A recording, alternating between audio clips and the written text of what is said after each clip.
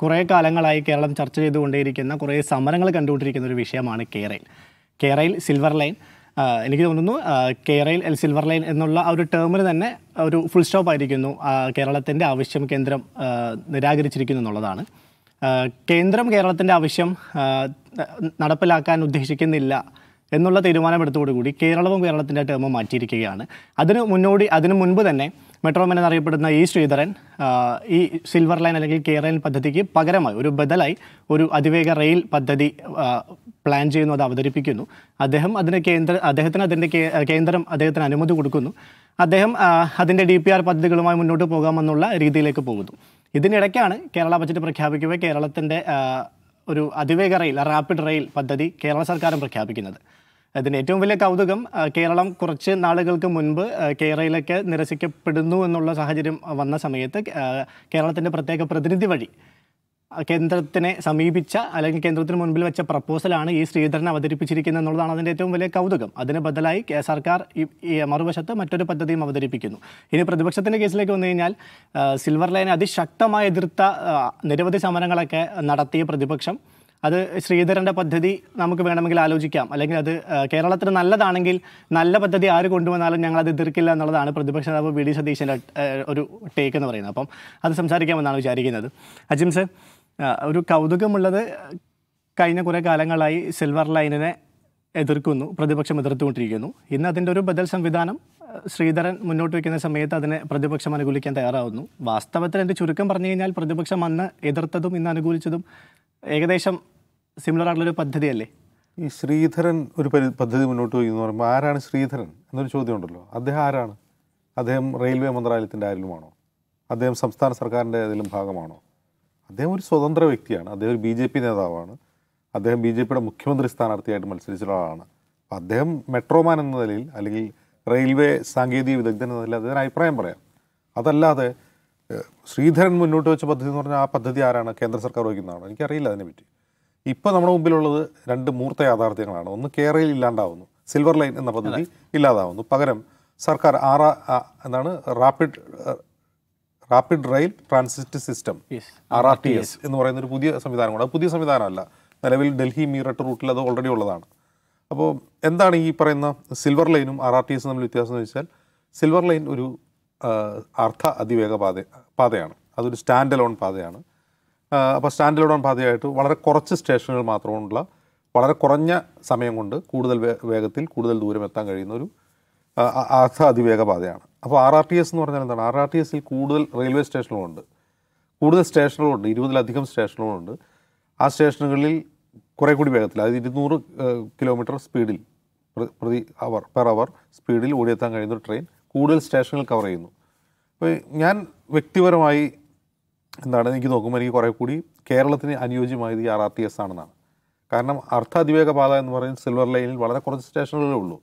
ഈ സ്റ്റേഷനുകളിൽ എത്രയധികം ആളുകൾക്ക് പ്രയോജനപ്പെടും. കാരണം 1 ലക്ഷം കോടിയിലധികം രൂപ ചെലവഴിച്ച് ഒരു അർദ്ധ അതിവേഗ പാത രൂപീകരിക്കുന്നു. അതിൽ ഇപ്പോൾ കോഴിക്കോട് ഒരു സ്റ്റേഷനുണ്ട്, തിരൂരിൽ സ്റ്റേഷനില്ല. ഇത് എത്ര പേർക്ക് ഉപകാരപ്പെടും? ആ ട്രെയിൻ കയറണമെങ്കിൽ വേറെ സ്ഥലത്ത് നിന്ന് ആൾ വരണം. ഇതെന്ന് പറഞ്ഞാൽ കൂടുതൽ ആളുകൾക്ക് കവറേജ് കിട്ടുകയാണ്, കൂടുതൽ ആളുകൾക്ക് അതിന് ഉപയോഗം ഉണ്ടാവുകയാണ്. കൂടുതൽ ചെറുകിട പട്ടണങ്ങൾ കൂടി അത് ബന്ധിപ്പിക്കുകയാണ്, കൂടുതൽ ജനങ്ങളിലേക്ക് ആ പദ്ധതി എത്തുകയാണ്. അപ്പോൾ അത്രയും പണം മുടക്കി ചെയ്യുന്നൊരു കാര്യം കൂടുതൽ ജനങ്ങൾക്ക് ഉപകാരപ്രദമാകുന്നു എന്നുള്ളതാണ് അതിൻ്റെ ഒരു ഗുണം. 1. 2, അതൊരു സ്റ്റാൻഡ് അലോൺ ലൈൻ ആയിരിക്കെ തന്നെ അതിനെ മെട്രോ സിസ്റ്റത്തിലേക്ക് ഇൻ്റഗ്രേറ്റ് ചെയ്യാൻ കഴിയുന്നു എന്നുള്ളതാണ്. കാരണം ഈ പദ്ധതി നടപ്പാക്കുന്ന റെയിൽവേ മന്ത്രാലയം ആയിരിക്കില്ല, പകരം urban development and metro ministry, ആ മന്ത്രാലയത്തിന് കീഴിലാണ് ഇത് വരിക. അതായത് മെട്രോയൊക്കെ കൈകാര്യം ചെയ്യുന്ന ആ പ്രൊജക്റ്റിലാണ് വരിക. അപ്പോൾ കേരളത്തെ മൊത്തത്തിലൊരു നഗരമായി കണ്ടുകൊണ്ട് ഒരു അതിവേഗ മെട്രോ എന്നൊരു സങ്കല്പമാണ് യഥാർത്ഥത്തിൽ RRTS. അപ്പോൾ അതാണ് കുറേ കൂടി കേരളത്തിന് അനുയോജ്യം എന്നാണ് എനിക്ക് തോന്നുന്നത്. മറ്റത് കൂടുതൽ പേർക്ക് ഉപകാരപ്പെടില്ല, ഇത് കൂടുതൽ പേർക്ക് ഉപകാരപ്പെടുന്നു എന്നുള്ളതാണ്. അപ്പോൾ അരുൺ ചോദിച്ചൊരു ചോദ്യം, UDF ആദ്യം അതിനെ എതിർക്കുന്നു, ഇതിനിപ്പോൾ അനുകൂലിക്കുന്നു എന്നുള്ളതാണ്. ഇതിലൊരു രസകരമായ കാര്യം, ഈ സിൽവർ ലൈനിനോട് ഉള്ള UDFൻ്റെ യഥാർത്ഥത്തിലുള്ള എതിർപ്പ് എന്തായിരുന്നു? അത് പരിസ്ഥിതി നാശം ഉണ്ടാക്കുന്നു, അല്ലെങ്കിൽ അങ്ങനെ പരിസ്ഥിതി നാശമൊന്നുമില്ല, അതൊക്കെ വെറുതെ പറയുന്നതാണ് UDF. യഥാർത്ഥത്തിൽ UDFിൻ്റെ പ്രശ്നം അത് LDF സർക്കാരിൻ്റെ കീഴിലൊരു കമ്പനിയാണ് കൊണ്ടുവരുന്നത് എന്നുള്ളതാണ്.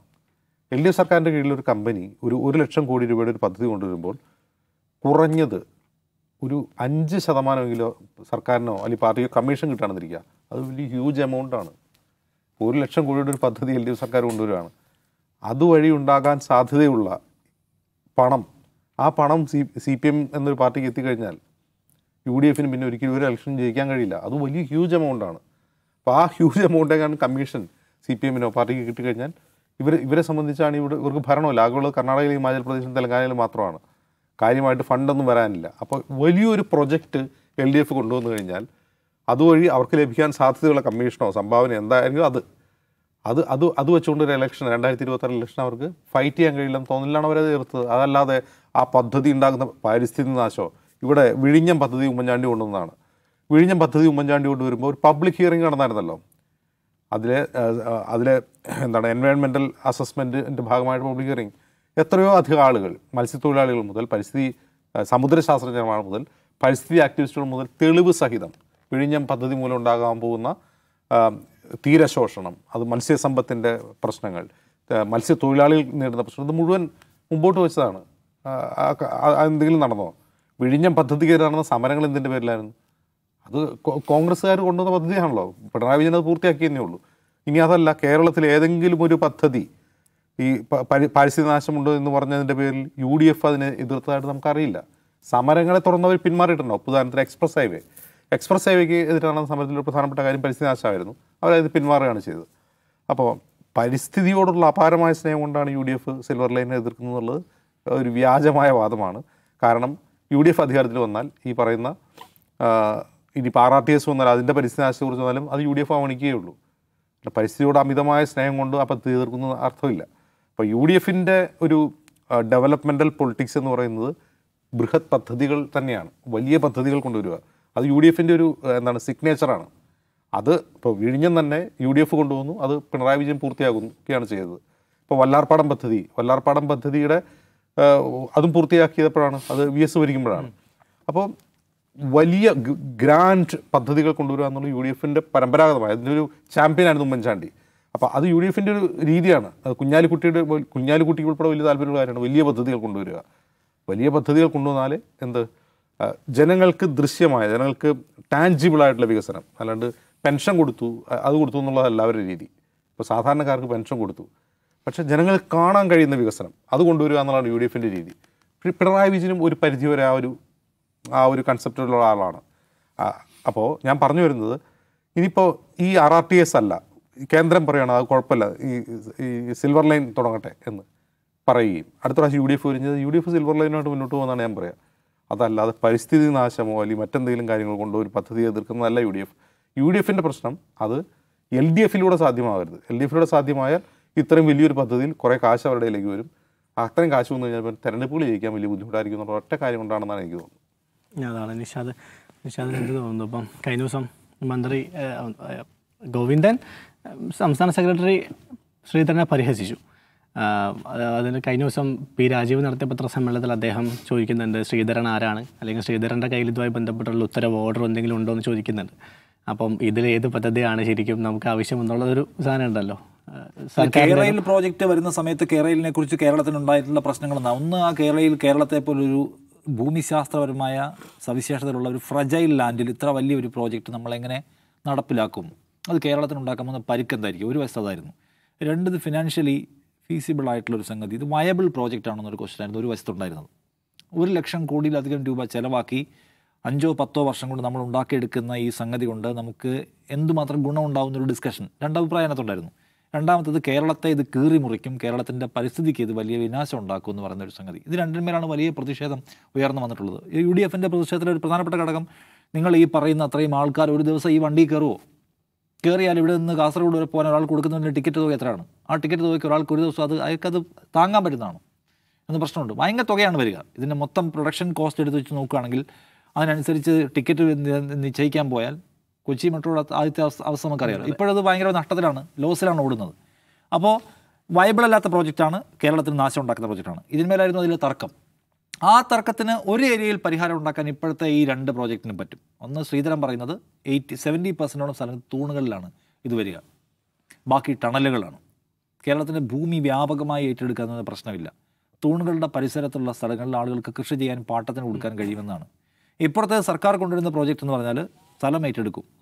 ആ സ്ഥലം ഏറ്റെടുക്കുന്നതിൻ്റെ ഭാഗമായി കുറച്ച് പൈസ ആദ്യം തരും. ബാക്കി പൈസ ഈ പ്രോജക്റ്റിൻ്റെ ലാഭവിധത്തിൽ നിന്ന് നിങ്ങൾക്ക് തന്നുകൊണ്ടിരിക്കും. ജീവിതാവസാനം വരെ നിങ്ങൾക്ക് പൈസ കിട്ടുന്ന ഏർപ്പാടാണ് എന്നാണ്. പ്രോജക്റ്റ് ലാഭത്തിലാവുക എന്ന് പറയുന്ന ഒരു സംഗതി അവിടെ വേറെ കിടക്കുന്നുണ്ട്.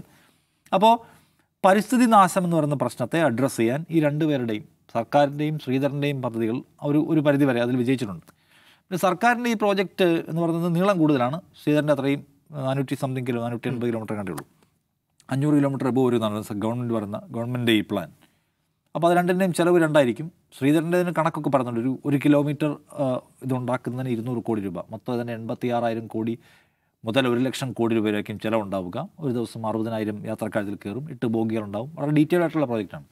സർക്കാരിൻ്റെ പ്രോജക്റ്റിൻ്റെ ഫുൾ ഡീറ്റെയിൽസ് പുറത്ത് വന്നിട്ടില്ല. അപ്പോൾ എത്ര കോടിയാണ് ഇത് ചിലവാക്കേണ്ടി വരിക, ഇതുവഴിയൊക്കെയാണ് ഇത് പൂർണ്ണമായും പോവുക, അത് എത്ര പേരാണ് ഒരു ദിവസം കയറുക, എങ്ങനെയാണ് അത് വൈബിൾ ആവുക എന്നതിനെക്കുറിച്ച് ഡീറ്റെയിൽഡായ സംഗതി ഇല്ലാത്തതുകൊണ്ട് നമുക്ക് അത് മനസ്സിലാക്കാൻ പ്രയാസമുണ്ട്.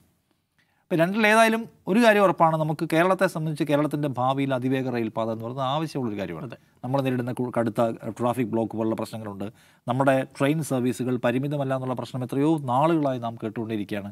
ഉള്ള ട്രെയിൻ സർവീസുകൾ ഈ പറഞ്ഞ വളഞ്ഞും പോകുന്ന വേഗതയില്ലാത്ത ട്രെയിൻ സർവീസുകളാണ്. അപ്പോൾ സഫീഷ്യൻറ്റ് ട്രാൻസ്പോർട്ട് മെക്കാനിസം സീരിയസ്ലി കേരളത്തിലുണ്ടെന്ന് ചോദിച്ചാൽ ഇല്ല എന്ന് മാത്രമല്ല, കേരളം അതിവേഗം വളരുന്ന ഒരു ചെറിയ സംസ്ഥാനമാണ്. അതിന് അതിവേഗത്തിൽ സഞ്ചരിക്കാൻ കഴിയുന്ന പാതകൾ ഉണ്ടാവുക എന്ന് പറഞ്ഞാൽ എല്ലാ കാലത്തും ഏത് സ്ഥലത്തെ സംബന്ധിച്ചും പ്രധാനമാണ്. അമേരിക്ക വികസിച്ചത് കൊണ്ടല്ല അവിടെ നല്ല റോഡുണ്ടായതുകൊണ്ടാണ് അമേരിക്ക വികസിച്ചതെന്ന് പറയുമല്ലോ. അതുപോലെ തന്നെ നല്ല സംവിധാനങ്ങൾ ഉണ്ടാകുന്നതനുസരിച്ച് വികസനം വേഗത്തിൽ വരും എന്നാണ് ബേസിക് കോൺസെപ്റ്റ്. സോ അതുകൊണ്ട് ഇതിൽ നമുക്ക് ഒരു പാതയുടെ ഒരു സമവായത്തിലേക്ക് നമ്മൾ എത്തിച്ചേരുക. അതിൽ പക്ഷേ സംസ്ഥാന സർക്കാരിനെ സമ്പൂർണ്ണമായും അപ്പുറത്ത് നിർത്തി, ഇരുട്ടത്ത് നിർത്തി ഈ ശ്രീധരൻ എന്ന് പറഞ്ഞൊരു മനുഷ്യൻ, അത് നല്ല പ്രായമുണ്ട്, DMRCയിൽ ജോലി ചെയ്ത ആളാണ്. അപ്പോൾ കേരളത്തിൽ നടക്കേണ്ട എല്ലാ വൻകിട പ്രോജക്റ്റുകളും, കേരളത്തിൽ റെയിൽവേക്ക് ഇനി ഇപ്പോൾ ഒരു ക്രോസ് ലൈൻ അനുവദിക്കണമെങ്കിൽ പോലും ഈ ശ്രീധരനോട് ചോദിക്കണം എന്നൊക്കെ പറഞ്ഞ ഏർപ്പാട് എനിക്ക് മനസ്സിലായിട്ടില്ല. ഈ ശ്രീധരനാണ് കേരളത്തിലെ സംസ്ഥാന സർക്കാരിനേക്കാളും വലിയ ആൾ. സംസ്ഥാന സർക്കാർ ചെയ്യുന്നത് മുഴുവൻ തട്ടിപ്പ്. ശ്രീധരൻ പറയാണ് ഈ സർക്കാർ ഈ കൊണ്ടുവന്നിരിക്കുന്ന സാധനം സെമി ഹൈ സ്പീഡ് പോലുമല്ല, 70 കിലോമീറ്റർ മുകളിൽ പോകാൻ പറ്റില്ല, ഇതൊക്കെ തെരഞ്ഞെടുപ്പ് തട്ടിപ്പാണ്. ഇതൊക്കെ പറയാം അദ്ദേഹമാണ്. സംസ്ഥാന സർക്കാരിനെ നമ്മളെ ഏൽപ്പിച്ചിരിക്കുന്നത് ഈ കേരളം എങ്ങനെയാവണമെന്ന് തീരുമാനിക്കാനും അതിനാവശ്യമുള്ള പദ്ധതി ഉണ്ടാക്കാനും അതിനുള്ള പൈസ കണ്ടെത്താനും അത് നടപ്പിലാക്കാനുമാണ്. എല്ലാത്തിനും ശ്രീധരനാണോ? ശ്രീധരൻ അവസാന വാക്ക്, ശ്രീധരൻ അഴിമതിയില്ലാത്ത ഒരാൾ, താല്പര്യമില്ലാത്ത ഒരാൾ. ശ്രീധരൻ BJP മെമ്പറാണ്. BJPയുടെ താല്പര്യം എന്താണ്? അത് കേരളത്തിൻ്റെ പൊതുവായ വികസന താല്പര്യമായിട്ട് ചേർന്ന് നിൽക്കുന്നതാണ്. കേരളത്തിൽ വയനാട്ടിൽ വലിയ ദുരന്തം ഉണ്ടായപ്പോൾ ഒറ്റ പൈസ കൊടുക്കരുതെന്ന് തീരുമാനിച്ചിരിക്കുന്ന പാർട്ടിയുടെ മെമ്പറാണ് ശ്രീധരൻ. ശ്രീധരൻ ജെനുവിൻ ആൻഡ് നിഷ്കളങ്കനും നിഷ്പക്ഷനുമാണോ? ഒന്നുമല്ല. കേരളത്തിന് വൻകിട വികസന പദ്ധതികൾ തരരുത് എന്ന് വിചാരിക്കുന്ന, കേരളത്തിന് ദുരിതാശ്വാസ പദ്ധതി വഴി പൈസ തരരുതെന്ന് വിചാരിക്കുന്ന, കേരളത്തിൻ്റെ കടമെടുപ്പ് പരിധി വെട്ടിക്കുറച്ച് ശ്വാസം മുട്ടിക്കണമെന്ന് വിചാരിക്കുന്ന, കേരളത്തോട് ഒരു ബജറ്റിലും മതിയായ വിഹിതം അനുവദിക്കാത്ത, പദ്ധതികൾ തരാത്ത വിവേചന സമീപനമുള്ള ഒരു സർക്കാരിൻ്റെ പ്രതിനിധിയാണ് ആര്? ഈ ശ്രീധരൻ.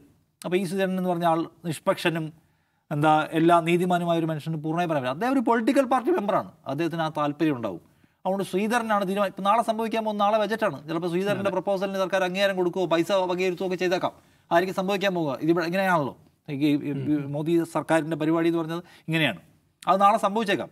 പക്ഷേ സംസ്ഥാന സർക്കാരിനെ പൂർണ്ണമായി അപ്പുറത്ത് നിർത്തുക, സംസ്ഥാന സർക്കാർ കൊണ്ടുവരുന്ന പരിപാടിയെല്ലാം അഴിമതിയും തെറ്റുമാണെന്ന് സ്ഥാപിച്ച് ഒരു വ്യക്തിയെ എടുത്തുകൊണ്ടുവരുന്ന പരിപാടി, ഒരു വയോവൃദ്ധൻ, അദ്ദേഹമാണ് എല്ലാം തീരുമാനിക്കുന്നത്, അദ്ദേഹമാണ് പരമമായ സത്യസന്ധതയുടെ പ്രതീകം എന്നൊക്കെ സ്ഥാപിക്കാൻ ശ്രമിക്കുന്നത് അപകടകരമായ കാര്യമാണ്. നമുക്ക് ഗവൺമെൻറ്റിൻ്റെ പ്രോജക്റ്റ് അവിടെ ഇരിക്കട്ടെ, ഗവൺമെൻറ്റിന് വേണമെങ്കിൽ ഈ ശ്രീധരനുമായിട്ട് സഹകരിക്കട്ടെ. നമ്മൾ കൊച്ചി മെട്രോയുടെ കാര്യത്തിൽ ശ്രീധരനുമായിട്ട് സഹകരിച്ചല്ലോ. അങ്ങനെ സഹകരിച്ചു പോവുകയും സർക്കാരിന് അതിൻ്റെ അതോറിറ്റി കൊടുക്കുകയും ചെയ്യുക എന്ന് പറയുന്ന പ്രധാന കാര്യമാണ്. അപ്പോൾ ഇതിനകത്ത് 51% കേന്ദ്ര സർക്കാരിൻ്റെ വിഹിതം ആൻഡ് 30 to 49% സംസ്ഥാന സർക്കാരിൻ്റെ വിഹിതം, ബാക്കി ലോണുകൾ എന്നാണ് ശ്രീധരൻ്റെ പ്രോജക്റ്റ്. മറ്റേതെന്ന് വെച്ചാൽ 2020 ആണ്, ബാക്കി നമ്മൾ ലോൺ എടുക്കും എന്നാണ് നമ്മുടെ പ്രോജക്റ്റ്. നമ്മുടെ പദ്ധതിയാണിത്, സംസ്ഥാനത്തിൻ്റെ പദ്ധതിയാണ്. സംസ്ഥാനത്തിൻ്റെ പദ്ധതി നമ്മൾക്ക് നമ്മുടെ ഭരണ നേതൃത്വത്തിലിരിക്കുന്ന സർക്കാരിന് ആ കാര്യത്തിലൊരു സ്റ്റേക്ക് ഉണ്ടാവണം, റോൾ ഉണ്ടാവണം. അതിനെ മറികടക്കുന്ന ഈ പറഞ്ഞ കൾച്ചർ എന്ന് പറയുന്നത് അത്ര നല്ലൊരു കാര്യമല്ല. ഏത് പ്രോജക്റ്റ് കൊണ്ടുവരും ആ പ്രോജക്റ്റ് വൈബിൾ ആയിരിക്കുന്നതിനെക്കുറിച്ചുള്ള ചർച്ച വേറെ നടക്കണമെന്ന് കൂടി ഞാൻ പറയും. പിന്നെ ഏത് കാര്യമുണ്ട്, ഇത് വലിയ പ്രോജക്റ്റാണ്, 10 വർഷമൊക്കെ എടുക്കും തീരാൻ ഏറ്റവും കുറഞ്ഞത്. അത് കഴിഞ്ഞ് ഏത് തലമുറ അതിനെ അനുഭവിക്കും? ഏതെല്ലാമോ തലമുറകൾക്ക് അനുഭവിക്കാൻ നാം ഇന്നേ ഇൻവെസ്റ്റ് ചെയ്യുന്ന ഒന്ന് എന്ന മട്ടിൽ അതിനെ കാണണം. അല്ലാതെ ഈ പദ്ധതി ഉണ്ടാക്കിയതിൻ്റെ പിറ്റേന്ന് മുതലിൻ്റെ ടിക്കറ്റ് പറ്റി പൈസ തിരിച്ച് കിട്ടുമെന്ന ആലോചന നടത്തിയാൽ ഒരു പദ്ധതിയും വിജയകരമാവും നമുക്ക് പറയാൻ പറ്റില്ല. ഏതോ കാലത്തെ തലമുറകൾക്ക് അനുഭവിക്കാനുള്ളത് നാം ഉണ്ടാക്കുന്നു എന്ന വിശാലമായ വീക്ഷണം കൂടി ചേർന്നാലേ നമുക്ക് ഈ പറഞ്ഞ ഹൈ സ്പീഡ് റെയിലിനോട് നമ്മുടെ മനസ്സൊന്ന് ചേർക്കാൻ പറ്റുമെന്ന് ഞാൻ പറയും.